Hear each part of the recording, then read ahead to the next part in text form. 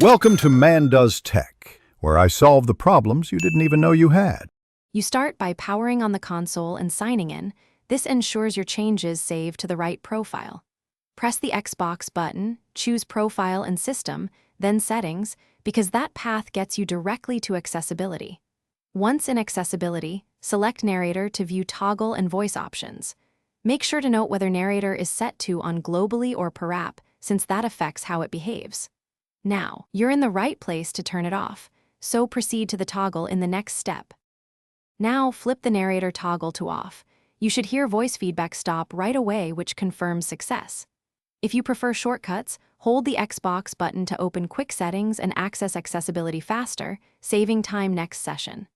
If the voice persists, make sure to exit settings and then restart the console, because some processes need a restart to clear cached accessibility states. Once done, test by navigating menus. If silent, you're finished with this step and ready for final verification. Finish by verifying silence across the dashboard, guide, and any apps you commonly use, because Narrator can sometimes be app-specific. If speech continues, check controller input for stuck buttons and install any pending system updates, since firmware changes can affect accessibility features. As a fallback, reset accessibility settings to defaults to remove unexpected custom profiles.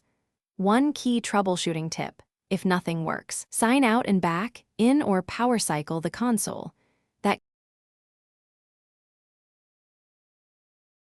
Thanks for watching.